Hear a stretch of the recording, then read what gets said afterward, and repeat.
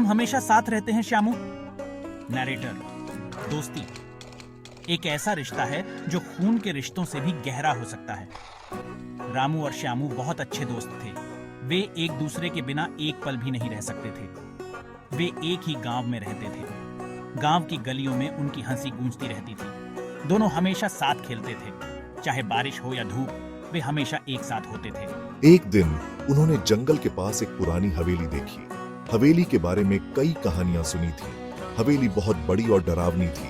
उसकी खिड़कियां टूटी हुई थीं और दरवाजे चरमराते थे। लोगों ने कहा कि वहां भूत रहते हैं। S2 गांव के बुजुर्गों ने उन्हें चेतावनी दी थी। हाँ रामू, लेकिन हमें डरना नहीं चाहिए। हम हंसते हैं, गाते हैं और एक दूसरे के लिए जान भी दे सकते हैं। हमारी दोस्ती में कोई डर नहीं है। श्यामू, ये हवेली तो बहुत डरावनी लगती है, लेकिन क्या तुम सच में अंदर जाना चाहते हो? हाँ रामू, लेकिन हमें इसका रहस्य जानना होगा। हम इसे ऐसे ही नहीं छोड़ सकते। रामू और श्यामू डर गए, लेकिन उनकी दोस्ती ने उन्हें हिम्मत दी। लेकिन उनका दिल साहस से भरा था। वे जानते थे कि साथ में वे किसी भी चुनौती का सामना कर सकते हैं। उन्होंने तय किया कि उन्हें हवेली के रहस्य का पता लगाना होगा, और इस तरह उनकी दोस्ती ने उन्हें एक नए साहसिक कार्य पर ले जाया। अगली सुबह सूरज चमक रहा था।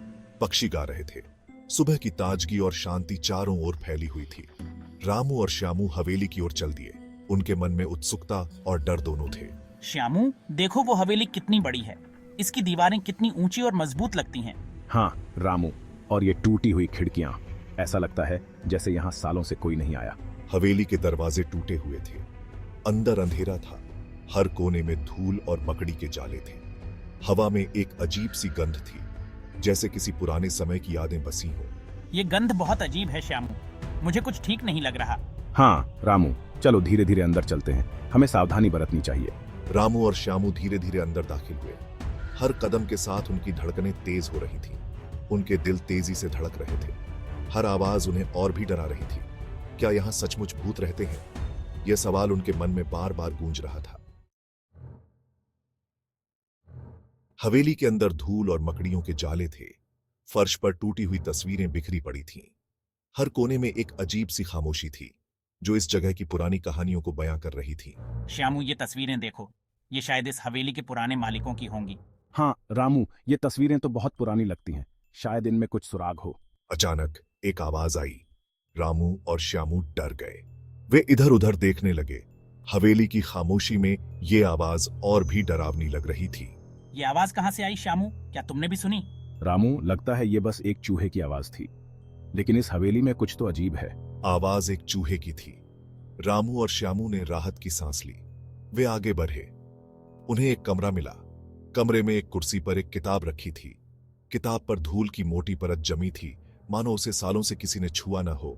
श्यामू, चलो इस किताब को देखते हैं। शायद इसमें हमें इस हवेली के रहस्य का कुछ पता चले। हाँ रामू, शायद इसमें हमें कुछ पता चले। ये किताब बहुत पुरानी लगती है। शायद इसमें कुछ महत्वपूर्ण जानकारी हो। और इस तरह रामू और श्यामू हवेली के रहस्य की ओर एक कदम और बढ़ गए। उनके मन में कई सवाल थे, लेकिन वे जानते थे कि इस किताब में उनके सभी सवालों के जवाब हो सकते हैं। रामू ने किताब उठाई। किताब बहुत पुरानी थी। रामू ने किताब खोली। अचानक हवा तेज हो गई। दरवाजा जोर से बंद हो गया। रामू और श्यामू डर के मारे चिल्ला उठे। जब हवा शांत हुई तो रामू गायब था। श्यामू ने इधर उधर देखा, लेकिन रामू कहीं नहीं था। रामू, श्यामू चिल्लाया, तुम कहाँ हो? लेकिन कोई जवाब नहीं आया। श्यामू बहुत डर गया था, लेकिन वह जानता था कि उसे हिम्मत रखनी होगी। उसे अपने दोस्त को बचाना था। श्यामू ने हवेली के हर कमरे की तलाशी ली। उसने रामू को पुकारा, लेकिन रामू कहीं नहीं मिला। अंत में श्यामू को एक गुप्त तहखाने का दरवाजा मिला। श्यामू ने हिम्मत जुटाकर दरवाजा खोला और अंदर चला गया। तहखाने में अंधेरा था। श्यामू ने अपनी टॉर्च जलाई। उसने देखा कि रामू एक कोने में बैठा है। रामू, श्यामू खुशी से चिल्लाया। रामू ने बताया कि किताब खोलते ही वह गायब हो गया था। श्यामू और रामू ने मिलकर हवेली से भागने का रास्ता खोज निकाला। वे हवेली से बाहर भागे और कभी पीछे मुड़कर नहीं देखा। रामू और श्यामू ने सीखा कि सच्ची दोस्ती किसी भी डर से ज्यादा ताकतवर होती है।